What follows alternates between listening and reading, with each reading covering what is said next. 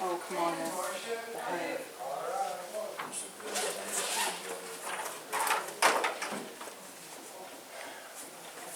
Need less. He come down yesterday. He said he had 2 changes. Which was going to be raising the price. So when I'm making numbers, I looked at it. This one doesn't bother me. I'm working. I'm jumping. And just not going to do it. So they reduced the price $15,000. That was my concern is here. The original bid.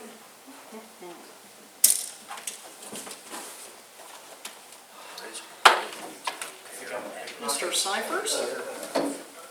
Do you have about 5 or 10 minutes after the meeting? Maybe, possibly. No, I'm sure you don't. I Okay. don't, because I've got to do something right after this, and Well, at least you're perky enough. Beth, are you, with Beth leaving, God bless her, I would expect you to be like, crying all the time and... I am. That one, I think, should be. Excellent. Okay. Okay.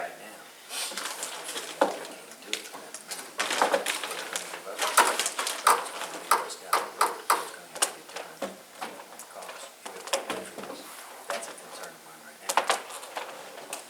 He's signed so they can approve and go ahead. I have a question on this one. He should be. He's at Indianapolis, that's why he dropped him off. He was in Indianapolis, so he couldn't. So I need to. Probably need just to wait till he gets here. Next meeting.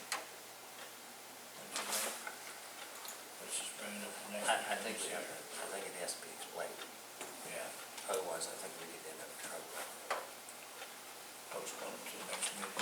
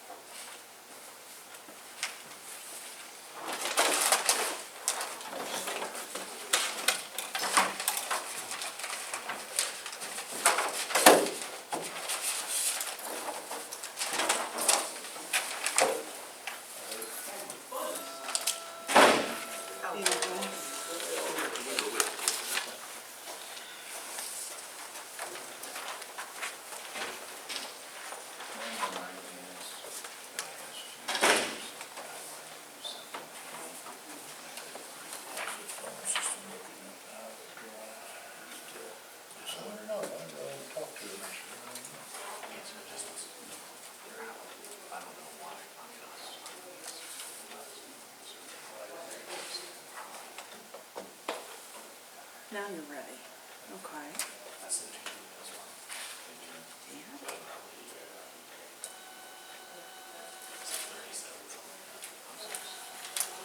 Cyber tech.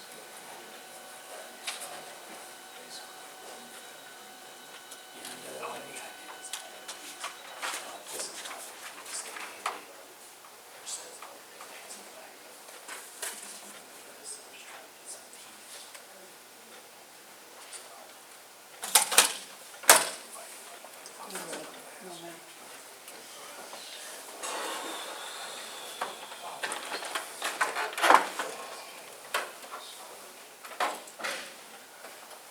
So there are other changes to this.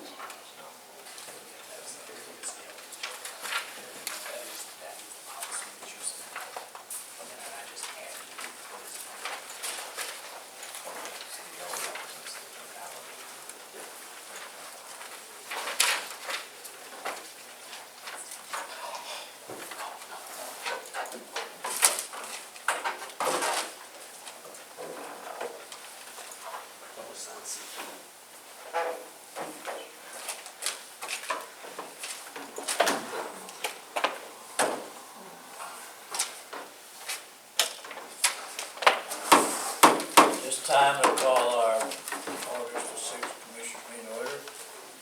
If everybody would please stand, we'd ask Marcia if she would read the flag, after which we'll have a moment of silence. I pledge allegiance to the flag of the United States of America and to the republic for which it stands, one nation, under God, indivisible, with liberty and justice for all.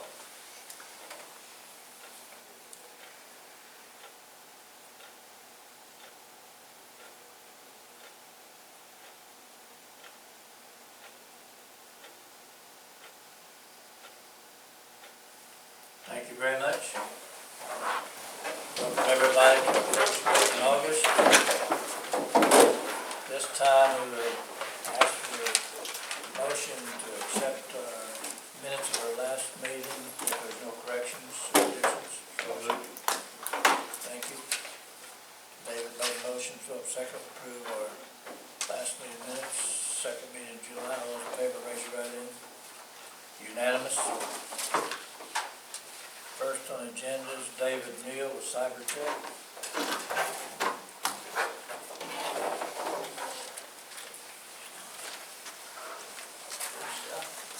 Back here for the evening. I have a couple of things for you. I don't know if at any one time you guys have a full inventory of all the equipment that's here. We'll talk about that when we pass it down. There's a couple of things I've sent out to several of the directors. I wanted to come to you guys and let you guys know as well. Microsoft is going to discontinue all support of Windows XP, and there are still quite a few departments that have some XP boxes. Next year, April 8th is the deadline for that. It will be a bad day to still have XP. None of the antivirus providers will support it. It just basically becomes orphan code. I've been working with a lot of the departments to try to, in the last year and a half to 2 years, trying to get them off of the Windows XP, and now they're most,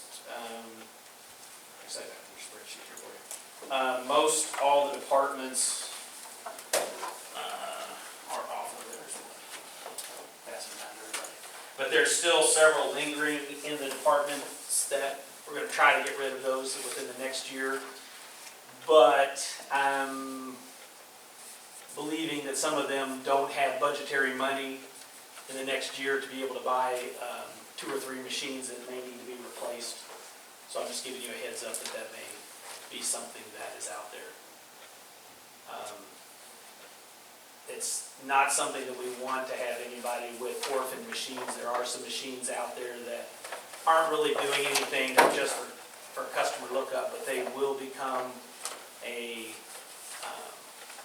orphan piece of code April 8th of next year. So we're just bringing it up to you guys, because I will be talking with each one of the department heads about those that have any machines left. And most of them are aware of this, and they're waiting till the end of the year to find out how much money they have left to be able to cover 2 or 3 that some of the departments have, as you can see on there. So we're talking about new machines and new operating system? Well, it would be a new operating system. Most of the machines are 7 years old as it is. That will not be able to take an upgrade, so that would be a machine replacement. Several of those, probably half of that list, are newer machines that we will work with an upgrade. An upgrade is going to cost them $129. A new machine would be more than that, probably $500. But it's something that most of them are aware of and what the count is, but I'll be talking with them more between now and the end of the year. I just wanted to bring that to your attention as well. So the sheriff's department number 14 would be about how much? Figure $500 a machine. And I think they have some of that allocated, meeting with Wyatt at 10 today. Their server is one of the bigger pieces for the sheriff. And that is highly involved with a lot of different pieces of software that they use for the state. But that's something that we'll be working with them between now and the end of the year. If they didn't have the money, could they take that out of the commissary fund? That would be one of their questions, I'm not sure. I believe they can. They have taken several other things that have broken over time out of that. I just want to give you guys like kind of a heads up of what's out there, what we're I having. guess the big sheriff's department. Yeah. And they've got all the other moving and stuff. They have new equipment coming. A lot of their move over there, there's a big wiring move that will happen in that building. which will affect a lot of that equipment. Also have, I gave Dave a copy. There's one server that is on that list. It's in the auditor's, it's under the auditor's name, but that is a server that is used by every department in the courthouse. It's called WashServe 2. It's a Windows 2003 server, a terabyte of space, and as you can see, we're just about full. I'm going to send in a request to put larger hard drives, but it's not, that server is not any one department. It's what everybody uses down there, meaning the recorder, the clerk, the auditor, the assessor. They're all using it, so I don't know who to take that to and say, it's time to buy more hard drive space. I do know the assessor is getting ready to have another flyover done this fall, and when we get those images back from pictometry, we'll be way over that line. So we're going to need to get some hard drives between here and there. Ballpark figure, you're probably looking at $1,200 for something like that. So we've had everybody purge all their files and get rid of all their stuff as much as possible. But as you can see, out of a terabyte of space, we're down to 80 gig. Has everybody done that? Or we still got some departments that are still working on it? No, they're pretty good. A lot of what we have on there is some of the imagery from the flyovers. We keep all the flyovers. We've moved that off to an external drive just because they're not used often. It's not as fast as drives in the server itself. But there's just a lot of data. I mean, we have tax data out there for forever.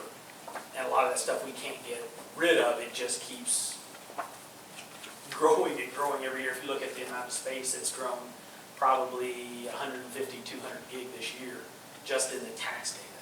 And all of the assessments and then the pictures that the assessors take, they have to keep all that to show why a property was reassessed at different values. We have to keep all of those photos. So every time that happens, more space is taken. But that's there. And I didn't know if you want to talk about Yeah. it. This is my, once a year I get to talk to you guys about this stuff. Another thing I wanted to bring up, this county being no different than any other county, when you're dealing with a corporate environment and you have an internet connection, everybody shares that connection. We're having a problem in that one department may not be busy and other departments are, and when certain people decide that they want to go to the internet and watch movies, or they want to do other stuff on the internet that's non-productive, it causes bandwidth issues for other departments. I had one of these happen last week. There was a very large update from JTAC, which is Odyssey, which all the courts, the prosecutor, and all those people use. And there was an update, and nobody could get the update, which meant they couldn't get the applications because all the bandwidth was being used by several people in the building watching a Netflix show. I don't have the, I can go in and stop them, but I have to go point my finger at them and say, I need you to stop because nobody can get in on the court system because they can't get the updates and you're consuming all the bandwidth. And I've asked before about getting a content filter where we could block some of this stuff that is personal use. And I had Tom send me the information that you guys have on the internet policy and made some of the changes. Most of them are very small, but it's basically saying that the county needs to have the ability to stop that so that business can be done. And I gave you guys a copy. I gave a copy to Tom. And a lot of it is things that we have in other counties. Also made a proposed change that aligned the added to include what's called the IAC 5026, which is a state mandate that you back up all of your data that's on the state servers or the county servers as part of a disaster plan, which is included in the IAC 5026, which is a IT law in the state of Indiana. And there's some other changes like that. I'll give that to Tom for his review. And what we'd like to do is is address this today. There's several issues that have come up with the personnel policy, and I think we're gonna address them today. So with you still up here, I'd like to kind of go over the changes and discuss the impact. In section 5.5C of the personnel policy, this is regarding the backup. All he did, well, basically it says, users of computers are responsible for protecting their work by making regular backup copies. They should set the frequency based on their ability to recreate information added since the last backup. What his proposed change is to add a sentence that says all data on the server are backed up on a nightly basis locally and also offsite in an encrypted manner, meeting the requirements of Indiana Administrative Code 5026. So that last sentence, just acknowledging that IAC code section is being added by the proposed change. Now, 5.5D is titled Prohibited Uses of Information Technologies Resources. David is proposing a change as a second sentence. The first sentence is, employees shall not deliberately perform acts which are wasteful of computing resources or which unfairly monopolize resources to the exclusion of others. The added sentence is, the use of streaming media sites for personal entertainment is strictly prohibited. And this would include such things as music, Netflix, Hulu, movies, streaming music, radio stations. If you want to listen to polka music, get a radio. But instead what happens is the amount of bandwidth, the 3 meg fiber that you guys had is sufficient. But when I'm seeing 85% of that entertainment is a category that comes in. 85%? In certain days, yes, it's up to 85% of that 3 meg is people streaming either radio stations and or movie and or the show they missed last night off Hulu. And it is a manual process right now. One of the documents I tried to get earlier was the content. If we get the content filter, then every department will get a report that would say, this is the percentage out of your department that was used for ESPN or whatever those we can set the categories however we want to, but then say this is approved, this is unapproved, and if it's unapproved, if the council and the commissioners give the funding to get that, then we can stop any of that. What all categories does this cover? I know enough about computers to be dangerous. Okay, the internet is based upon 64 categories. If you put up a website, there are third-party companies that will evaluate you and say, is this pornography? Is this tobacco? Is this crime? Is this entertainment? Is this lingerie? Is this, there's the same categories we use like in the Salem schools. There's 64 categories. We can turn on or turn off what is in there. Now with that, there also becomes a whitelist. If, and I'll bring up the example, it doesn't really fit well with county government, it does schools, you don't understand it. If a person was to do a research on breast cancer, okay, and then they search for breast cancer, it will allow certain sites come up.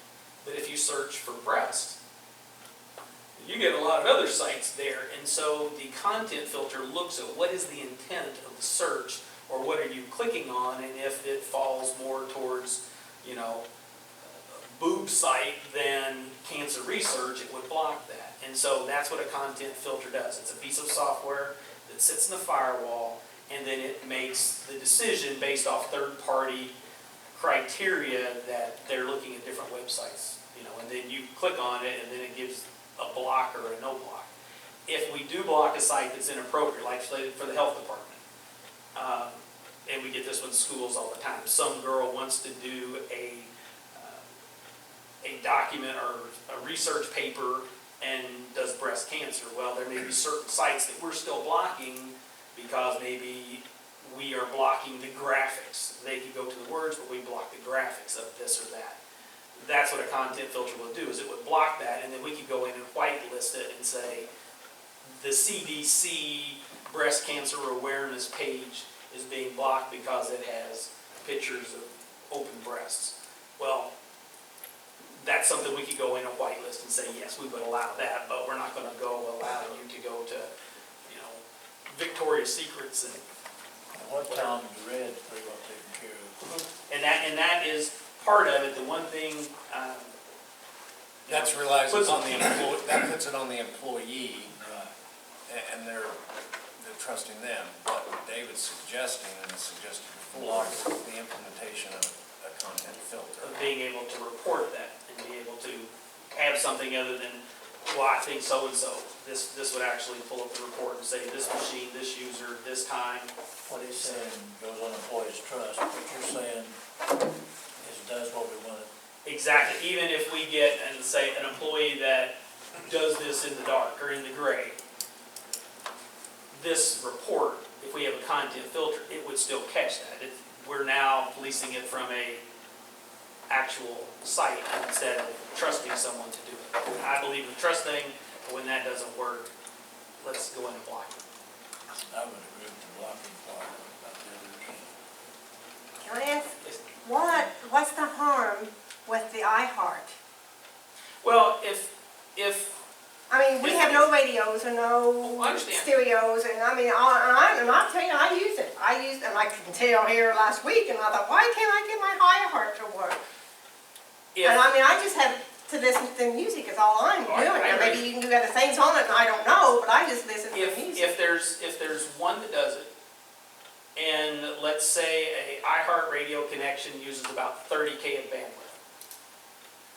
Reality, we have about 3,000. Okay, if we count, if we're going towards bits. One person isn't bad, but if I have 3 people in every department, it starts adding up quickly. And then that's not something that's a burst. That's not a download and it's done. That's a stream from 8 a.m. to 4. And so what happens is that takes more bandwidth away from an update or like the scenario we had the other day. I couldn't get any of the courts to come up. I couldn't get the prosecutor. I couldn't get, because there's only one internet connection here for both sites.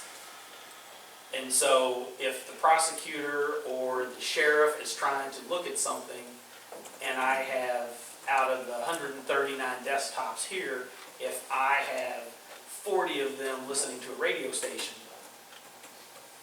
then the other 90 people are not getting the service or the speed that they want. Now, if this is up to you guys, and we've done this 100 different ways, you guys may say 10% of the network could be used for radio. I'm okay with that. And then the 40 people that want to listen to it, they have to fight for that 10%. So whoever gets on it first would be the one that... Well, no, it would squeeze it down. Oh. It would squeeze everybody down, so you would have to do more, your machine would have to do more streaming. But that would be your personal PC, but you would only get 1/40th of 1/10. But it's policed however you, I mean, that's up to you guys. Like in schools, we have specific rules for schools. In the county government, it's not as drawn out, but with certain scenarios, we could make absolutely sure that certain things were never seen on the network. And then if anyone was trying to get to those sites, it would come up in a report. And if we ever see if somebody gets a virus and they're trying to go to, obaby.com 4,000 times in the last minute, that's not a user, that's an application trying to do its thing. And we instantly know that was a problem. But that's what a content filter is for. Okay, I just wondered, because I thought, Yeah, it's about, now, I want to ask, there's 2 more changes I want to go over, but I want to ask, does that impact, how might that impact other than the instance, have there been other instances where? Yes, we've had several people. One of the examples that we had recently was the assessor was trying to upload a file to the state. They had a problem with the database, they tried to upload it. They couldn't do it here. I had to take the file to my office and upload it there because there wasn't enough bandwidth and it kept timing out trying to get the FTP side of Manatron. And is that a direct result of our loss of bandwidth due to usage of streaming audio and Correct. video? Yeah, they needed to get that file, Manatron needed to get it so that they could get their paperwork done. I just copied it off on my laptop, took it to the office, uploaded it, let Manatron look at it, and went that route, because out of the bandwidth available, I'd have to go around to several desks and say, hey, I need you to stop. But then, are they doing some work that's, and I'm not picking on anybody in particular, it's usually a background thing. It's not what they're doing primarily, it's, music's running in the background, or they're minimizing, The Bachelorette or whatever, and watching it on a small screen, but it's still running. And whenever that happens, it does consume what bandwidth you guys have. It's like garden hose, and there's only so much you can push through it at one time. If somebody, Continue on, Tom, with your other. Okay. The third one, the third proposed change involves the downloading of programs, viruses like Trojan horses and worms, and he just suggested that we add to that whether knowingly or unknowingly. And then finally, those are prohibited. And finally, under 5.6A, Internet Access, it discusses, he adds a sentence in the third paragraph. The third paragraph says, accessing the internet directly by modem or other connection device is strictly prohibited unless such access is approved and installed by system managers designed by the county. Prior to that, he suggests a new first sentence, which, as I understand, is really the content filter paragraph.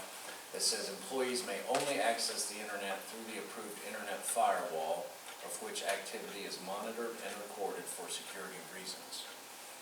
That would address the issue that he's just brought up about the content filter. So those are the, and these I've gotten off of a bunch of the guys in the state that are the IT guys.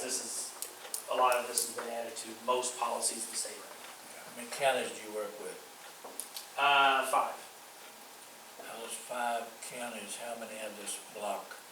They have much more teeth in their document than you do. It goes, because they use content filters, and if there is an abuse, they will print off the report, and that goes into the employee record.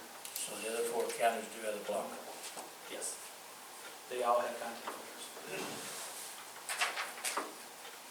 Because then it's not David picking on anybody, it's the rules set by the commissioners that everybody has to comply with.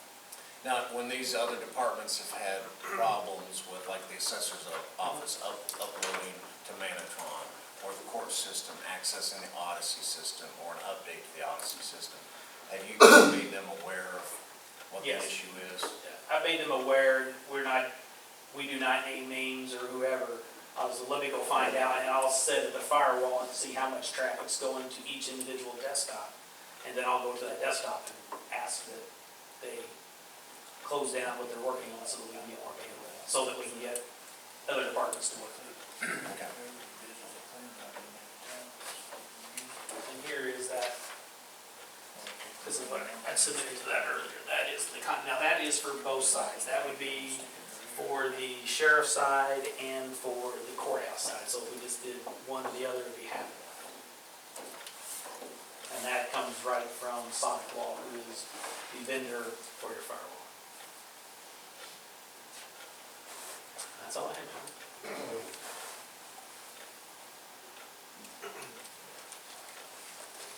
If you have any more questions. Can you email me those changes? Yes. You would. I did. I included you this morning with the copy that I sent to Tom. Could I I have, wasn't in my emails this morning. could I scan those in and have copies of what he's handed you? Oh, Let's If wait you until email we me, I can get vote it. to see if it's going to It's okay. be adopted. But- okay. Okay, so now my question is, this comes at a price, Yes. Content filtering comes at a price. and there are 2 gentlemen behind you who carry the checkbook for the county. And Well, I- that one's for the sheriff. It has Yeah, there's 2 parts. There's 2 firewalls here, and the reason there's one internet connection, but there's 2 firewalls, because the sheriff has a different connection that goes to the state, which they are protected from other things coming through, but The internet traffic goes through the courthouse connection. Where's that quote at? It's 2011. Tank. It's $2,011.60. So the complaints have just been primarily from the courthouse, No, sheriff's department. and well, because this building is connected as well, and they get to see that same. So is it from this building or the sheriff's department? We've had complaints in this building and the sheriff's department as well. Not as often, because the one that comes to me is one that happened like 2 weeks ago at the courthouse. In other words, it was stopped, and that was wrong. And that is a subscription that comes right from Sidewall. Nothing, we don't do anything other than create reports and say, who do you want me to mail them to, and that's it. So that is a subscription to Sidewall. So I guess the question is, where do we come up with, even though it's not a large amount, where do we come up with $2,011? I can do it out of the Cume Cap. Because it's not budgeted in our IT. Exactly. No, but, yeah, because it's not budgeted, but it can be taken out of the Cume Cap. So what we That's need to why. decide is, are the commissioners okay with all 4 proposed changes to the personnel policy? And yet, and keep in mind, there's more discussions I want to present today about the personnel policy. And if so, then I need a motion, a second, a vote to direct me to make these changes. Dave, how do you and Ben feel about the blocker? Do what, sir? How do you and Dave feel about the blocker system Tether County's have that he works with? Well, if it's cutting down, doing the county's business, I would say you might want to give it great consideration. I think we've been looking for this type of a system anyway, and that is for, so, if we can do it out of that Cume Cap, I will make a remark that our general budget probably shows that we've got another month of expenditures we're all right with, but, in 1st of September, we're gonna be on basics, on the general fund and stuff. We won't get another draw till December and stuff, so, I mean, if there's Cume funds on that line item, we can work with this. Sarah being the auditor, saying that we can utilize those funds for that, so. The general, telling you general, don't be messing with general too much. Okay. And so, do you know our balance in the Cume Cap fund? I don't have mine. There's a good balance in it. Okay. It's not 4,000, it's more than that? Oh, yes. Okay. On that 2003 server, you got 4 of them on it. Well, the red ones are the ones that are in question, that most of those are going to be replaced between now and the end of the year. Well, Sarah said this morning, do we still have some DOS systems working? We do not, there's no DOS left, there is a VAX unit that's left. In the clerk's department, which has been abandoned for almost 20 years, and it's still, I had to put it back together this year. That is, there's no support, no company, no nothing that supports that. It's hanging on by a net thread. What kind is it? It's a VAX, it's called a VAX Model 3100. It was what was originally used for child support maintenance. Way back when. And it died early this year, got hit by lightning. I found a guy in New Jersey that had parts, and we were able to put it back together, and it is back up and running. But we are working to try to get that information out to be able to put into something else, because if it goes down again, there's... So is Windows 7 the biggest program you got running right now? Windows 7 is the current application that's supported by all of the vendors that are out there. Windows 8 is not. That'll change after September when Windows 8.1 comes out. But right now, none of the state stuff works on Windows 8. So is everybody pretty well using Microsoft of some kind? Yes. No other? You have a couple using some iPads, but those are mostly, like the health department goes out and takes pictures of different things and stuff like that. Assessor's Windows 7, office. yes. Assessors has one, I think. And they have 2. Health department using Windows 8? And that is on one of their tablets. that they go out and take pictures of grease traps or whatever they take care of.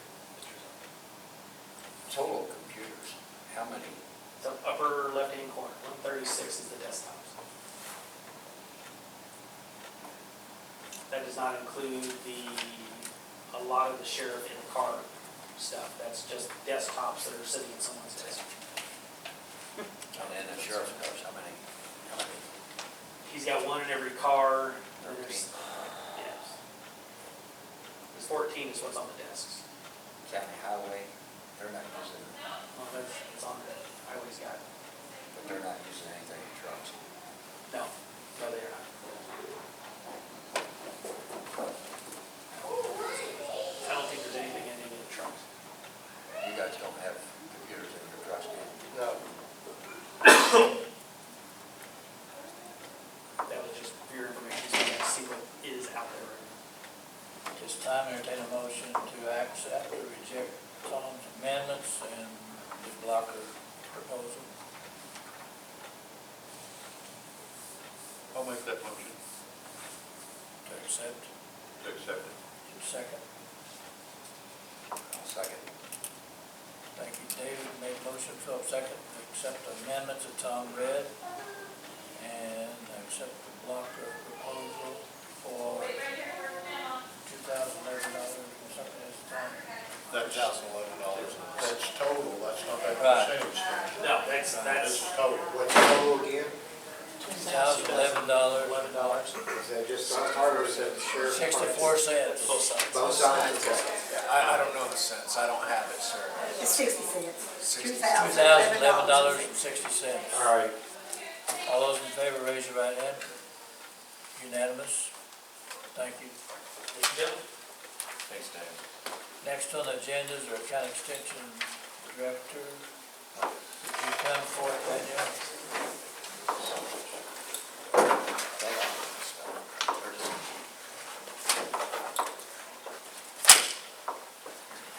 Actually, there are two pieces of business. First, I would like to introduce our new 4-H educator who was hired at the end of June. This is Megan Broughton, and she's a recent grad from Purdue University and from Benton County. And she has just jumped right on board and taken control at the fair, which was her first full week. So we, big surprise for her, and has been at the state fair and doing all things that she's supposed to do related to 4-H education. And we're just very confident that she's going to do a great job for our county. So wanted to introduce you to her and her to you. They said the fair was great, It was so it's probably hers. all her.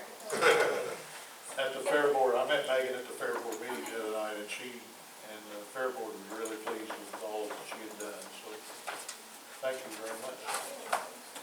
Don't let your head swell up too much. So the second piece of information, okay. The second thing I wanted to talk to you about is the county lead board. When I started a little over a year ago, that was something that was brought to my attention that we needed to pursue and to get rolling again. And the lead board had our first meeting on the 22nd of July. And at that time, we realized that we needed someone appointed by you from the Ag Committee to serve on that board.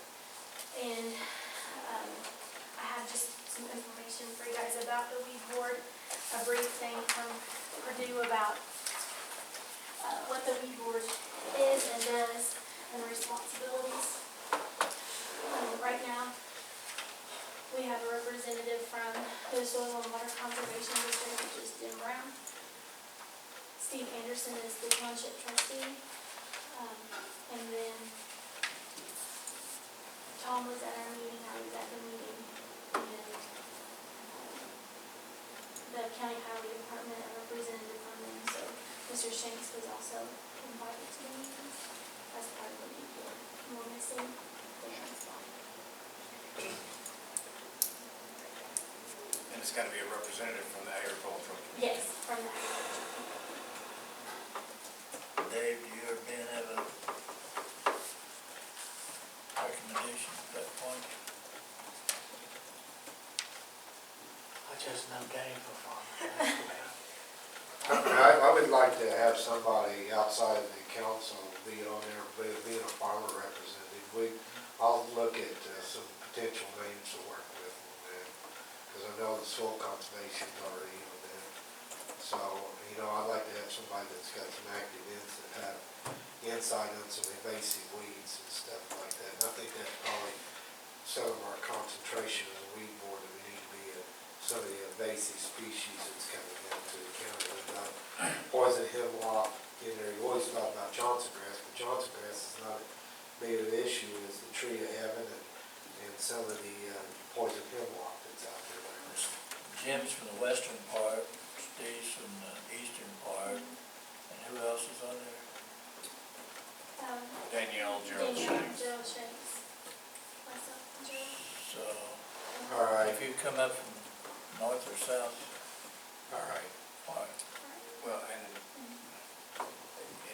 kind of keep in mind what you might explain what we're Right. trying to do, Right. and so that and what the commitment is, because I think the person, we need to interview, talk to people, and let them know exactly what they're in for. Right. The mission of the weed board, the county weed board, is to control noxious weeds. right? There's a list that is brought down of these weeds that we're supposed to control, keep them from going to seed or preventing them from coming into our county. And Washington County is full of these noxious weeds, and it's something that we need to educate the public and, people who work for the county, farmers, landowners, so that they can take care of these weeds. The board is wanting to be very active, and we have our next meeting scheduled for September the 5th.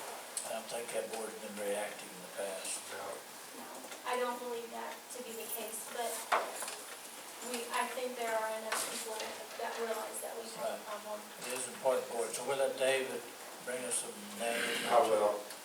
Next meeting, Your next meeting's what, August 20th. all right, I'll have you know. Thank you very much. Thanks. Good luck. Nice to meet you. Next on our agenda, Alan Bishop, Farmers and Artisans Market. Hey, you guys doing? I just came to basically touch base with you guys like I said I would last time I was here. Make sure you guys, assuage any questions or answer any questions you guys might have or comments or anything like that. And I think so far we're having a lot of fun. Washington County Artisans and Farmers is. We're getting a pretty good crowd coming through. It looks like we're getting about 15 vendors on average coming through. Seems like it's going well. A lot of people seem to really enjoy it. So.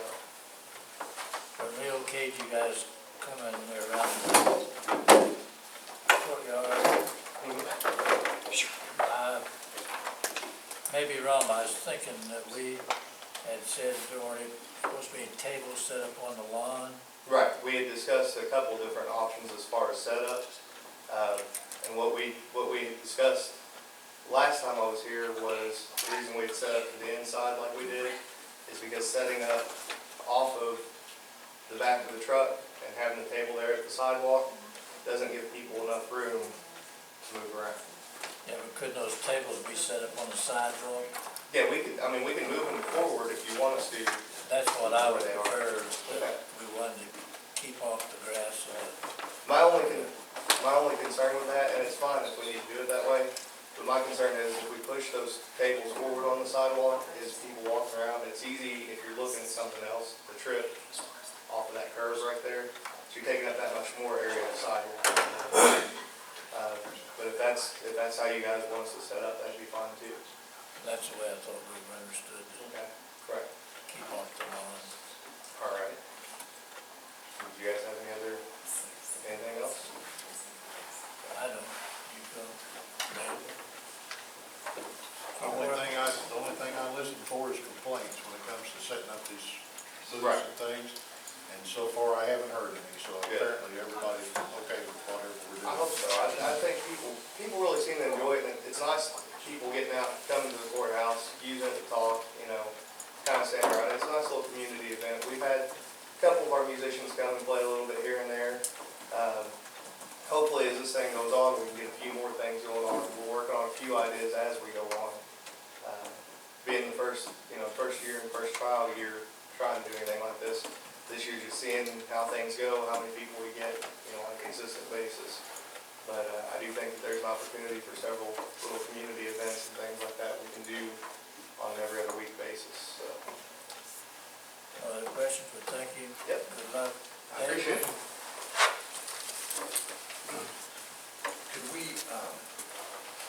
Could I work someone in real quick? That's fine.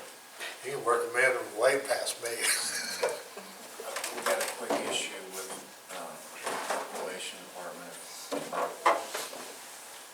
Just real quick, I came to you a couple of months ago for permission to hire a new officer. We did, we went ahead and hired one. We had to let that person go, so now we're in the process of looking again. I just wanted to make sure if that was okay with you guys and give you a heads up. And the reason she asked if she needed to come before us is because the county council member had passed the policy. So even though it's already been approved, technically, It's just they a have yet to. replacement, I'm sorry? just a replacement. Yes, yes. Council, you want to talk to council? Not yet. Well, I've talked to one person. I can't approve it. They won't. And what you won't, I know, you'll take the fifth. Yeah. Is that all right with the commissioners, that this person be replaced? It's all right with us. Okay, thank you. Okay. Dave. All right. Last night we had a plan commission meeting with some things that come forward. I think that you need to be aware as far as information in front of you. Conservancy districts, Elk Creek, Twin Rush, and Delaney have a lot of dams that are on them as far as flood control structures. Elk Creek has been in place for some of those structures over 50 years. In there, Twin Rush in 30 years, Delaney 30 to 40 years. Well, those structures are earthen structures, and they've been functioning very well, not had major flood catastrophes in those areas because of those structures. The national and also state regulatory have changed their standards as far as classification of those dams. And a lot of times, those dams were originally put in as medium hazard type of dams. Because of their reclassification and their re-specking of those dams, they have classified those as being high hazard dams, not only because of the physical design of them, but also because there have been residences and buildings that have built in the floodplain area of a breach of those dams being in that floodplain. So there's two things that have happened. Now, whenever I was with the soil conservation, as far as them being classified high hazard, all that really did at that particular time was double the amount of dam inspections they had and also double the cost as far as inspecting those dams.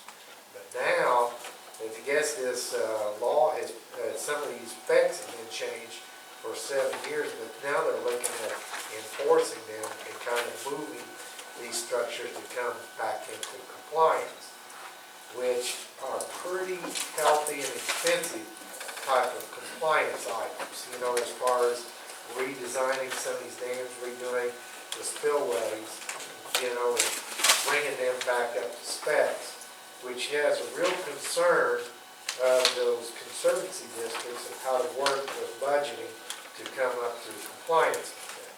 The reason that they come to us from the Plan Commission is that they wanted to bring the point to us that the area down below these dams that are classified as being hazardous to life and human because of residents being put in there, is that they want us to implement some type of ordinances as we're implementing that restrict the amount of housing that goes into these plains. And they have already identified some on Twin Rush. I think the two structures. There's two structures on Twin Rush. There are 7 structures that are in Elk Creek, and there's 7 structures in Delaney. Elk Creek does not have any structures that are classified as high hazard. A basically because they don't have residences down below. Twin Rush, is that the one out in Jefferson? Twin Rush, yes, Jefferson, on toward the White River that way. I think Winslow, I forget what, Winslow Lake. Seven altogether. Yeah, 7 at the lake. And so, anyway, trying to bring them up to point, some of these issues, we've actually got some residences that are built at the toe of some dams. You know, and basically we got this because we didn't have any zoning or regulation that kept people from actually doing it. But because of the structures and the possibility of them breaching for flooding and stuff, you know, they classify them as high hazard dams. So some of our inactivity as far as doing some planning has created this. But I have a little beef with the state because, you know, a lot of times whenever you build structures as they originally are, there's a lot of grandfathering that goes in with those structures. And we got the same thing with the Plan Commission. You know, anything that's here right now, as we develop ordinances or change things are grandfathered, you know. And the state, they're looking at this differently. How hard they come down to us on this to come up to compliance yet, it's been on the books 7 years, but it's on their radar, you know. So John Mead and also Drew Wright brought it to our attention that we, as we develop our plan, need to be looking at these areas, and so they're giving us that information so we can put it in some type of ordinance, which will finally come to your desk. So, Are they saying that every dam that we have is out of compliance? no, not every dam. Okay, which ones are out of compliance? Lee and Winslow and Twin Rush, and Delaney's got 7 of them. They're Plattsburgh, there's several of them out there, but Basically, what we want to do is apply the law to every dam situation so that we prevent the construction of residential. yeah, I mean, we need to look at every dam in those floodplains. The only thing you're looking at, what I'm asking is what is the structural part of the dam that we're out of compliance on? They're going to inspect the dams. Spillway They're not and going to inspect everything else. spillway has to come back up in compliance, and then they're also looking at a higher rainfall capacity. So you're saying that our spillways are out of compliance? That's the biggest thing, you know, and then your overflow pipe too. What funds are available? Well, they've got tax bases in their own taxing district, you know, in that. But I will tell you, like Delaney's budget is something like around $20,000 or $22,000 a year. And we're taking a look at probably some revamping. I mean, even John Hay was even looked at, and that's probably going to be about $1 million project out there to raise 4 feet, you know, with the redesign on it. And the reason that John Hay is not brought up in this issue, but we need to be, because there's a maintenance agreement with city. So I imagine the same type of information is being brought to John Mead, and Drew is also being to the city, you know, as far as, you know, looking at these things that creates high hazard dams and stuff. So we have impact, all of our impacts in those flood zones in there need to be addressed as far as impacted with our ordinances. So each township will pretty much take care of their own. Well, those conservancy districts are looking ways for funding, though, to bring their up to compliance. Now, it's like John said, he said a lot of them's got a $25 million, you know, tax base in there. At that rate, it'll take a long time to generate that money.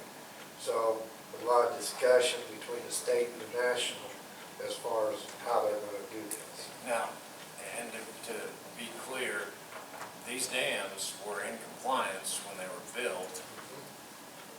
Residences were built, and then the state changed their manual, and their manual becomes their guideline, and they changed the definition of what a high-risk structure is.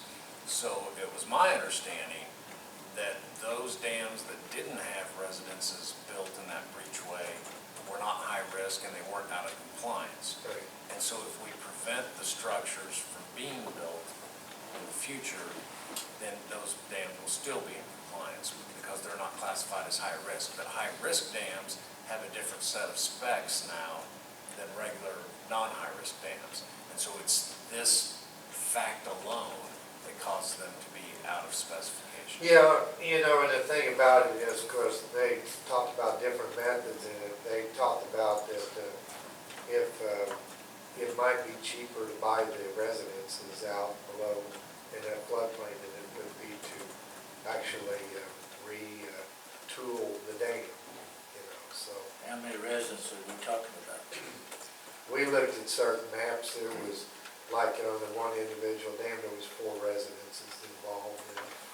And then I don't know how many total it is because we're talking about 9 structures, but we also are looking at structures that don't have residences below that are impacting in this, you know, high-risk dams. So we need to address that in language in our ordinance to prevent that, so we don't have more dams that be classified as high risk.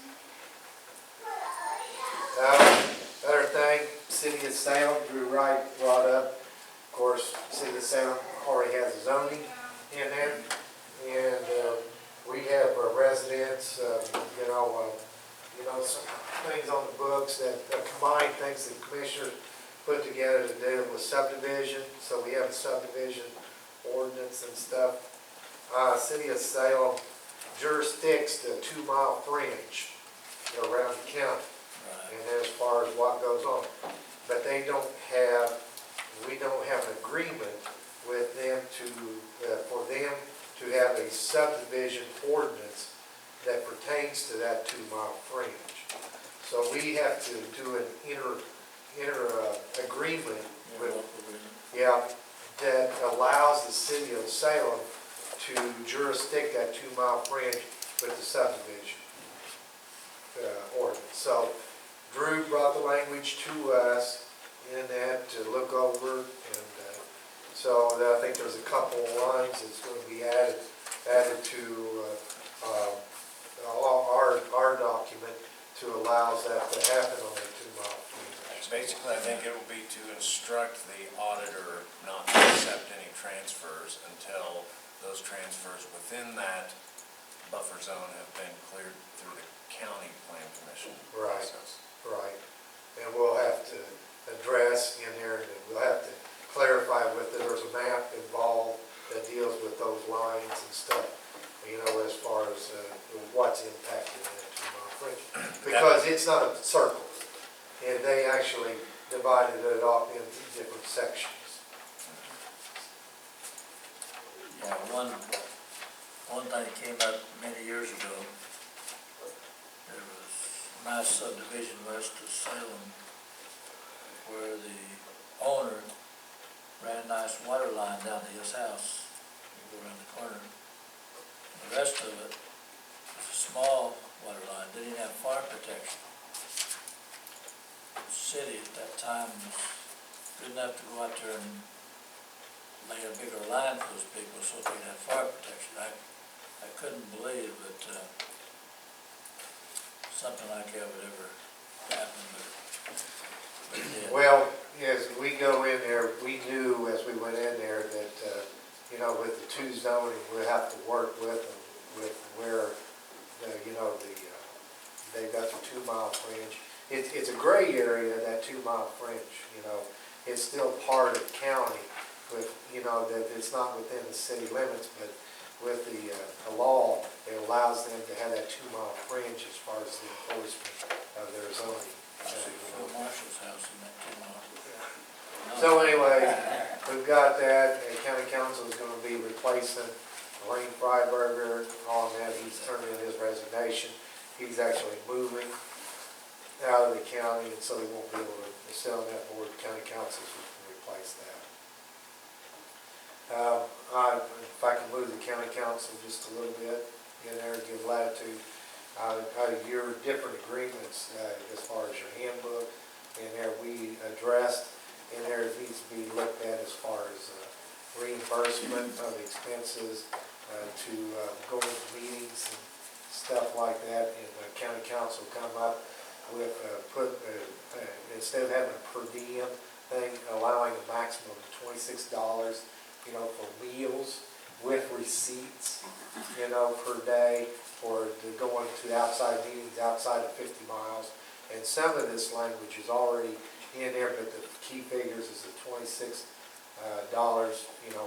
maximum on that.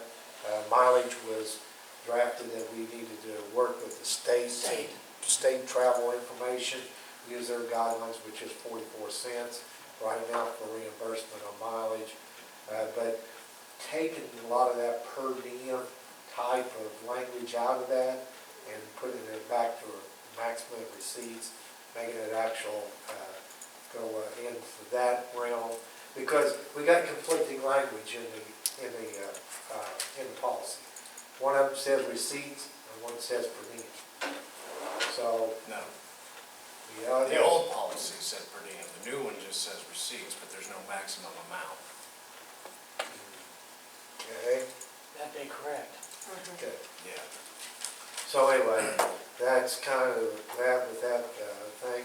We are very concerned about the insurance and where we go. And I know you are, as we're trying to figure out where to take that. So that was discussed. It's a big budget item, huge budget item of what we do with it. So Do you mind if we go ahead and address, that was the second personnel policy issue, can we go ahead and address that now?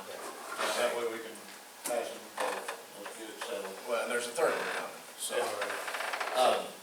So basically, what's happened is, under the old personnel policy, there's two issues that need to be addressed relating to this reimbursement. One is, under the old personnel policy, apparently employees who were sent on travel for a job were reimbursed a per diem of $33. That's come to my attention recently. When we revised the personnel policy a couple of years ago, what we called for was an actual reimbursement of actual expenditures. With receipts. With receipts to be turned, and that, you turn in receipts to show your actual expenditures. So part A of this is we're putting a limit, really, because the personnel policy calls for that. Now we're putting a limit on it a couple ways, and I'm going to address some issues that you didn't. Number one, it's when they travel more than 50 miles or more from the courthouse on the job,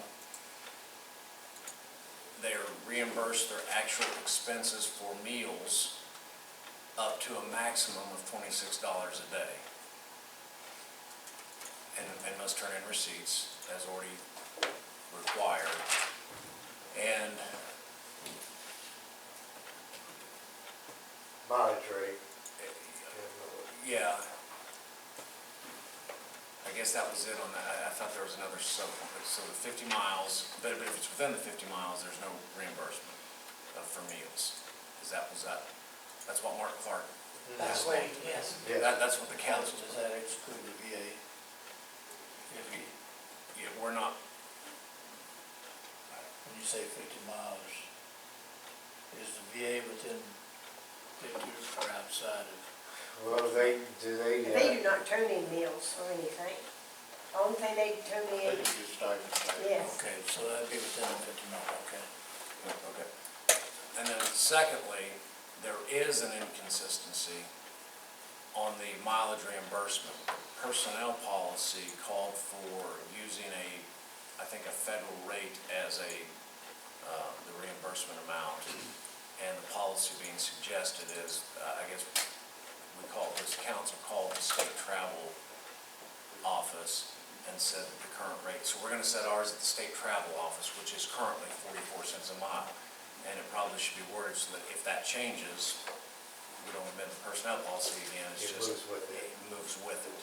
So those are the two changes as far as employee reimbursement goes. And it was suggested that in the talk, and it doesn't, is that instead of us paying tax on the rooms and stuff like that, that we have a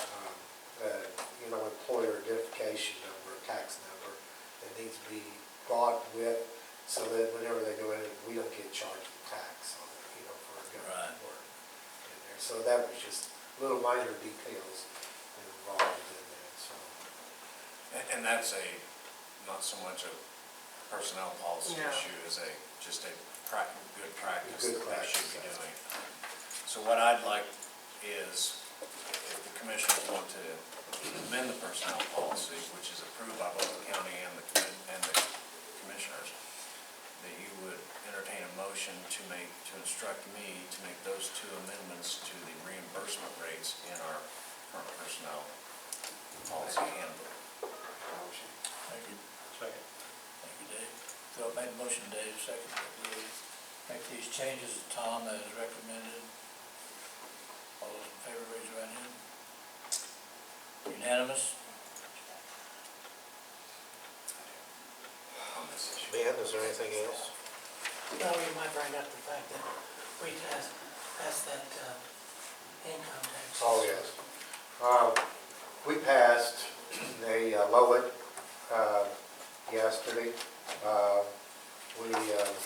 It's gonna be effective with public safety, and with that, we also had a property tax reduction that we had done. And we did a uniform reduction that covered all properties in the county.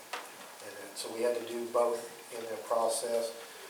This should help us, well, we had looked at new revenue sources for some of the extra expenditures we've got with the new jail and operating and different things like that. It is specific as far as what we can use for it, but it will give a little bit of relief of some of that public safety stuff off of our general budget and move it into this category. So it should generate about $675,000 to the general budget. The city of Salem is going to be able to, they're going to be getting some money, and so is the city of Town of Kemmitsburg, different incorporated, and also taxing districts such as Brown and Vernon, Fire Department, things like that. So there's some revenue, about a total of about $950,000 that's going to be coming back from that. And I think that East Washington, Salem, and West Washington schools. they will be impacted by the property tax relief in there, not by the public safety. They will, I just wanted to explain that. and they will, like the city of Salem, Salem, I don't have those figures, I've got them right there, but they're about 99,000, well, 63,000. That's $63,000 One. in there, but they will be impacted, and they will get a positive revenue off of this. From the property tax. And I've got to get that to you yet into the papers, those figures too. So anyway, with that, that's kind of where we're at. Dan, you got anything else to add? Well, the income tax was at the same rate as the property tax relief. So if you own property, 0.25%. yes, 0.25. I wanted to say that before Dave got into all that other 0.25. stuff. Exactly, Dave. Well, I do you make a have big, you with you. it can be a big difference where that decimal Yeah. point's at. Well, yeah, I'll move it to the right. Yeah. you got it moved over 4 places. I thought, Yeah. man, what are we gonna do here? Thank you very much. Tom, anything else? That was Dave. Yeah. We've got, did you get notice, Sarah sent one to me, and I can't remember if she sent it to you, but the state approved our Kim? CUME. Yeah. I sent it to everybody. Okay. I did want to address the Indiana Department of Natural Resources works with our building commissioner and comes down every now and then and examines things, looks over floodplains, and they recommend for federal relief purposes and state relief purposes that we have an updated flood control ordinance. And they reviewed our ordinance, and as is with many state programs, they have a template or a model that they recommend that we pass to qualify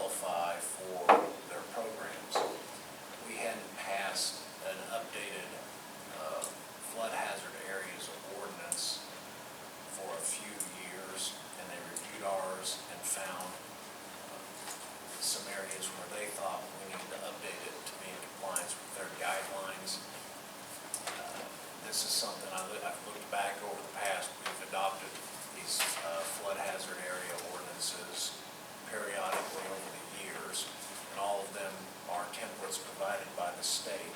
And what they've done is sent me now an ordinance that is now compliant, that will keep us eligible for disaster relief programs. Their cover letter points out that, I think it was, I thought it was in the cover letter, that there's a substantial amount of money available, and we have actually benefited from this in the past.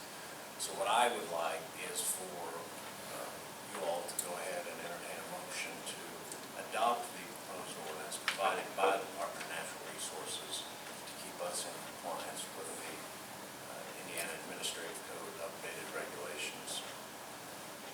Make a motion. Second, you go, Dave. Bill made a motion, Dave, second. We approve the update flood regulations. Flood control regulations, all those in favor, raise your right hand. Unanimous? Okay, I'm gonna date this then the 6th day of August. If we would have flood problems, then that would give us more advantage to get some. Yeah, absolutely. You may recall that a representative from the health department visited us and requested that we update our ordinance on fees to be charged. I think it was an increase in the death certificate fee. Right. And so what I've done to keep our fees, to keep this from being a disjointed structure for research purposes, when we do this, it's my recommendation that even if we just change one of the official records fees and the others remain the same, that they all continue to be listed so that we have that continuity when we research. So you can look at the most recent ordinance and see what all the fees are. So I've got an ordinance that asked me to prepare that would increase the death certificate fee to, I'm sorry, is it birth or death? Death. She presented as dead. We've already approved. Yeah, it's already approved, but I've got the ordinance here for you to sign. Yeah. So if you would, go ahead and sign that and just, Sign in black.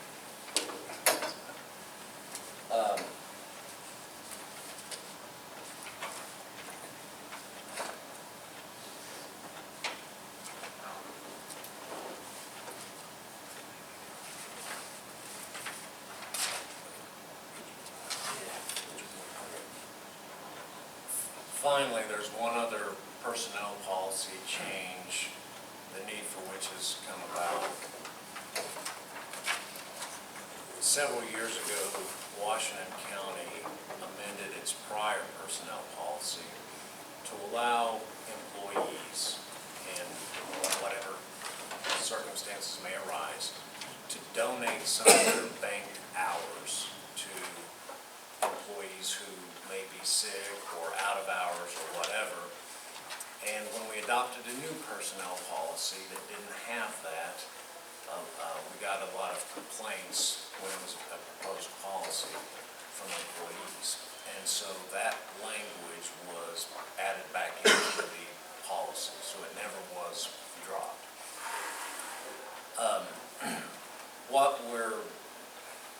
What's come to our attention is that when that happens, there's no clear termination date for an employee from an insurance perspective. And under our current scheme, Washington County is a self-insured entity.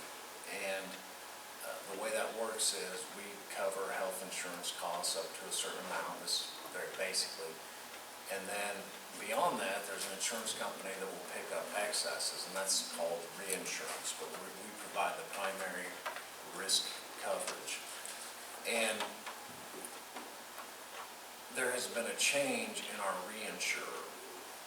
And the reinsurer wants us to change that policy because they, from an actuarial standpoint, are unable to put a risk factor when they evaluate our health coverage.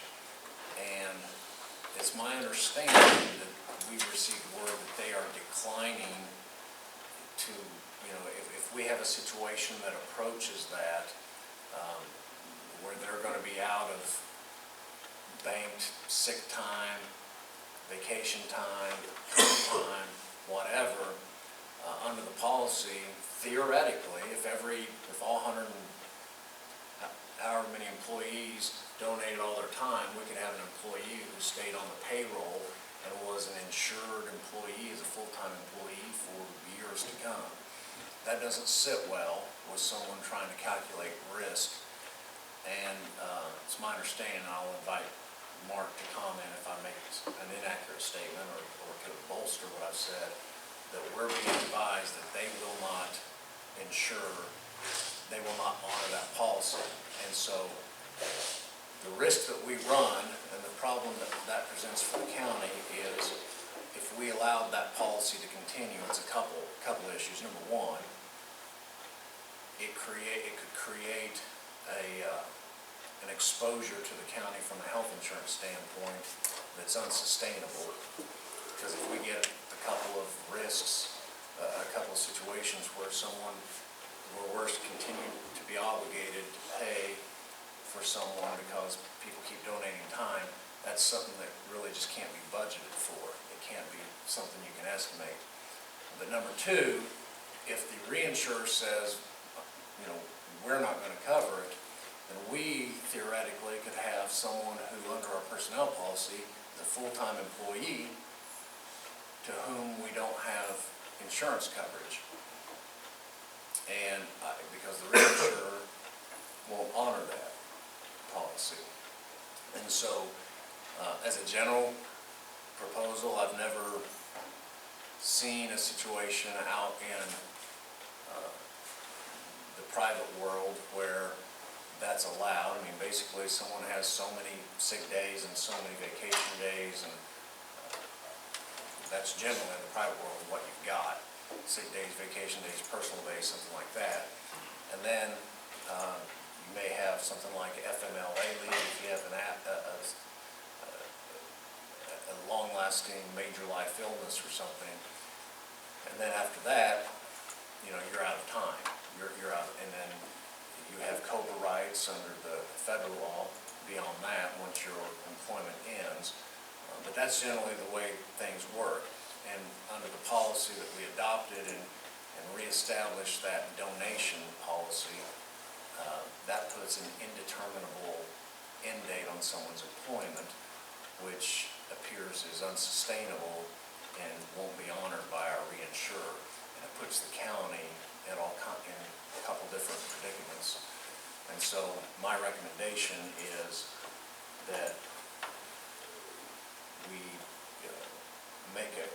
make a change in the personnel policy to address this. The reinsurance carrier, since it's changed, they're requesting at some point, like their underwriters say, okay, this person's going to be off at maybe at the end of FMLA or whatever, they're going to be off an extended period of time. The reinsurance is requesting a date. Okay, how much time does this person have vacation or whatever? And so they're requesting that up early. So once you give them that date, whereas in the past, there wasn't an end date. I mean, because they could just keep getting time. But now the reinsurance carrier is saying, what is the end date? So we give them an end date, and then that's it. There's not going to be any more time that can be given to them because the reinsurance carrier says, well, you said they had this much time. Does your office always send out notices when this time comes up? Pardon? Does your office always send out notices to the Well, employees when that time comes? the TPA would, yes. I mean, it would be just like any other, someone who left or whatever, they get a COBRA notice and have, options to get on COBRA and all that, be just the same. So you keep up with all of our present employees and Yes. send notices out? Yes. And like Tom said, it's more unusual the way you're doing it by far than the the way that the reinsurance carrier is looking at it. I mean, out in the private sector for sure, I mean, I don't know anybody that does anything like that. Commissioner Marshall has brought his personnel policy and highlighted, it's actually section 4.3A. It's transfer of vacation, sick, and compensatory time.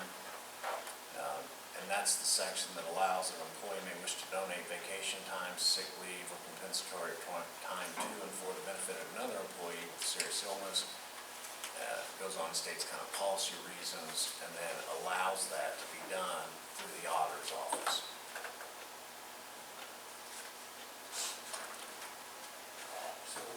This is something that just totally blew my mind when I first heard about it, because I don't know of anyone outside of government offices that even does it. So, do we need to put this in a motion to amend all this and change it? And get away with it? effectively, yeah, when? And I think it should be effective immediately. I don't really see a weight to it. It just needs to take place now and be done with it. When a person earns their time, it's their time. I don't see it being changed any other way. I'll put that in the motion. Second. Thank you. Dave made a motion, second, that we approve the personnel policy of employees only using their own vacation time, sick days that they have coming. And call time. So basically to eliminate section 4.3A Right. of the policy that allows the transfer of any and all that. banked time. 4.3A. All those in favor, raise your right hand. Unanimous.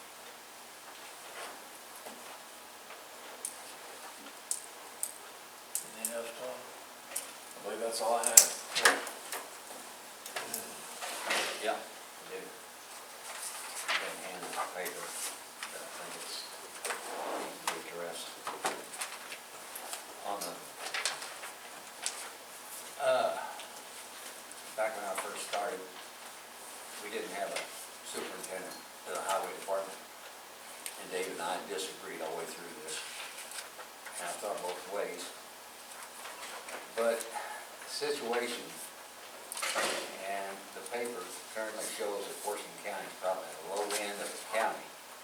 But working with the budget, knowing the money we don't have, I do believe we need to go back to a superintendent. And I talked to the treasurer, I've talked to the assessor, I've talked to the auditors, I talked to the sheriff's department. Unfortunately, Washington County can't give no raises this year. The way I see it. Am I right? That's the way we see it too. And I know there's 3 or 4 guys back there. I don't like it either. But I don't like the numbers we got. We're trying to do what we can to increase, to get payroll up.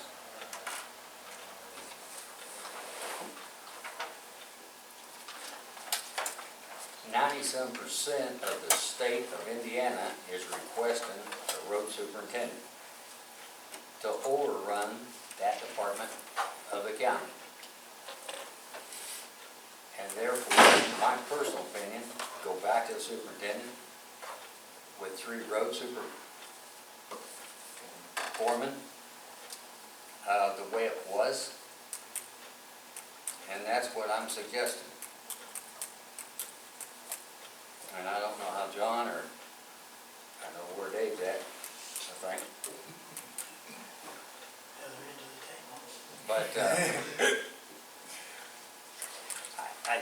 you've gotta have somebody, I feel like you've gotta have somebody to be out there, in that. And I think we need 3 road foremen out on the road in their districts. Suggestion was made to make this county a 2 district, and I see that being a problem too. I like 3 with the number of miles.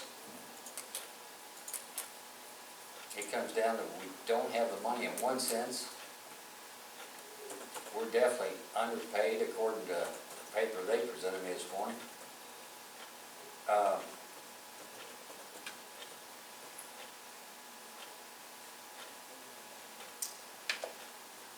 Our hands are tied money-wise right now, till we get this thing back on track.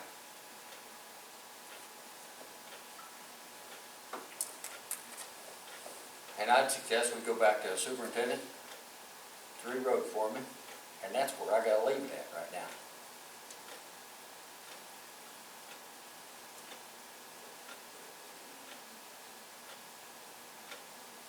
I've said my piece. You gonna open this for rebuttal? You can. Yeah. I think we ought to. We've had a superintendent for a number of years. And then Rick Graves, of course, he got sick, and it's been almost 2 years ago.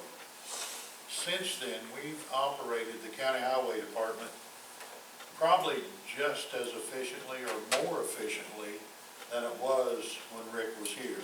Now, that's not to say Rick didn't do his job. It's because of what Rick had established out at the county highway by having the correct managers in place and doing the things that he did, which enabled us to have an efficient county highway department the way it is now. He has 3 excellent foremen, well, actually 4 excellent foremen, because we do have a shop foreman, a good administrative assistant, and we started comparing all the different numbers, which the county highway department budget does not affect the general budget, okay? This is separate. We've looked at savings that have been gained through the county highway department simply because of the efficiency that's being done out there. We're not neglecting the road. We're doing the same amount of roads that we've been doing, and they're in good shape. But we've really directed funds in different directions. We've took a look at some of the savings that we saved. We've lessened the county highway department by a truck. We've lessened it by a superintendent, which we took all that money. We got to continually look at the savings these departments are coming up with. If departments are saving money within that, they should be paid more. They should receive money for doing their jobs and doing it more accurately than in the past. It should happen that way, and I've always felt that way, and there's a tremendous savings being done out at the county highway department, and they're still looking at ways to save money. This is not something, you know, well, we've saved this, well, let's stop here. It's a continuation. We have met with, Phil, you have too. We've met with Temple and Temple, and he brought in some professionals to show us different, more efficient ways to do blacktopping, to use our gravel, to use our resources, you know, as economical as possible. When do we speak up? Like, do we wait and raise our hand, or, I don't know how it works. I'll let you hear. I'm not trying to be rude, I just don't know how it works. Okay. And I think it's just really important that we take a look at these positions out there.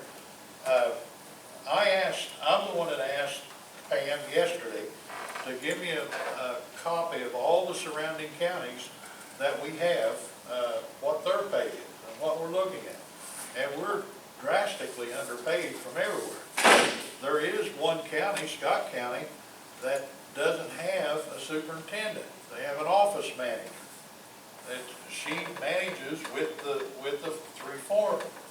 To me personally, if we have 3 districts and we're looking for somebody to have the last word or the final say, I really think the buck stops here. That's our responsibility. We have foremen, we know our foremen. If they got problems, they should be addressing to us, and we help make that decision. You know, it's not bad going out the county highway and just talking to them, make sure everything's okay. So I think that we actually have superintendents, it's the 3 of us. Dave, Ben, comments, how you guys feel?